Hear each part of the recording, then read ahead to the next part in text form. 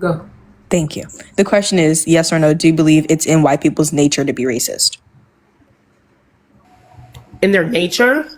I wouldn't say necessarily their nature. In America, So therefore it wouldn't be inherent, because inherent would literally be their nature. That's what we're talking about. Hold on, that would be nature versus nurture. When you're saying that it, well, no, hold on. When you're saying that it's that white people are inherently racist, you're saying that it's in their nature. I want to reflect on you one more time. Inherent, that would be your traits, behavior. That would mean you're genetically programmed. It's automatic. It's something that's present from birth. For example, like blinking, that's something that's inherent, or bird migration, that's something that's inherent. Versus when you're talking about nurture, that is a learned trait. So when I asked you if it is white people's nature for them to be racist, that is the same thing as saying that it's inherent for them to be racist. If you're saying no, it's not in their nature, therefore it's not inherent. That is a learned behavior. Just like you said before, when you give the example of a child misbehaving and the parent has to fix that. That child learned that behavior, and now the child is going to unlearn it via their parent. That is a learned thing. It is not an inherent thing. Okay, so I'll meet you there. So then you're saying that the racist white people are choosing to be racist. How are they learning this trait that they're learning to be racist? If the system is not racist itself, how are they learning these traits, and how are they operating on it? And why are you subscribing to that racism and hooking your caboose to their system they're trying to uphold? You're going to be mad, but let's get it. Because black people still currently are allowing white people to tell your story. You allow for them to teach in elementary school that our history starts in this country during slavery. While we're currently still going at that, and then, I mean, right? We sit here and say racism is taught. Yeah, exactly. I agree with you. Right. Now, who? Right. Now, I agree with you. Yeah, go ahead. Who is blocking the teaching of Black history overall? It doesn't matter. If I'm still, this is the question. No, the real question would be, why would any black people rely on the independence of white people to make a decision for you? About 150 years ago, these were the same people that would be slinging us in trees. And our ancestors would never take the opportunity at 110%. Yes, we wanted to make sure that we were alongside with everybody and all of that. But at the same time, we taught our communities. We didn't take the opportunity of allowing anybody to teach or treat or take our children. We didn't let our children out of our sight until it was 1955. We don't have to talk about slavery. We can talk about separation but equal on Jim Crow. We talk about the time period of Robert Greene writing the situation of the Green Book to emphasize our sundown towns. But let's be very clear. He wrote a book about sundown towns and didn't write a book about how to prepare for war.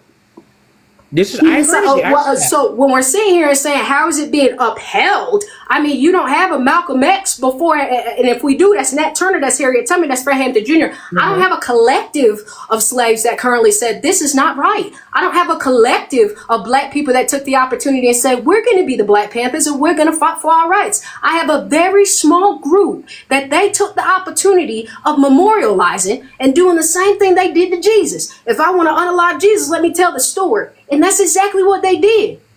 So why are we looking, you talking about a system, you allow them to teach this system. There are white people teaching your children. They are all under the Common Core of 1930 that was written by John Rockefeller, who said, I want a nation of workers and not thinkers. But let's also push this forward, because we keep coming to this argument. How many slave owners in the United States of America were black? What is the number? You cannot then say, go ahead, Aaron, I'm sorry. I was looking down. Go ahead. Wasn't that many, and why were they slave owners? Because it's not about that. The question is, how many of them were slave owners? I don't know the exact number, but I will look it up to find out what the exact number is. But the question is, why were they slave owners? 3,775. And that is the difference. You said, why are they slave owners? I totally understand where you're coming from. I have no idea, because all black people were supposed to be slaves. No, they were not. See, and that is a conversation. It's not a conversation. That's what we were talking about, right? No, it's not. And this is, and it's going to do. I hope this don't. I hope I don't get the chewy smoke for this. No, you good, Aaron. You good. This is the problem with conservatism, because conservatism puts it in the words that you said, that all of us were black. We're slaves. All blacks were slaves. No, it is not. That is a narrative. When you are limiting your scope, when you are trying to conserve the story, conserve the history to only point it a certain way. Even if you, and I'm not a Democrat, you know how I feel about the Democratic Party and the Democratic leadership. You know how I feel, right? But if you are going on a root word of democracy, it means a collection of people. It's a bunch of different things, right? It is not limited in scope. But when you conserve, you restrict. It's the root word of it's the root of the word, right? And it is that simple. Because so who's reporting me for hate speech? Get it together. Drop and come back. Just drop and come back. I got you. Please don't report. I promise. We're just having a debate. I promise it's really not that. I literally love everybody on this panel. And then when I go off, literally, just like Bretta turned on his camera, I gotta humble myself. So don't report. Everybody put don't report in the comment section. 110%. So again, it's a conversation. It's an uncomfortable conversation that we have to have.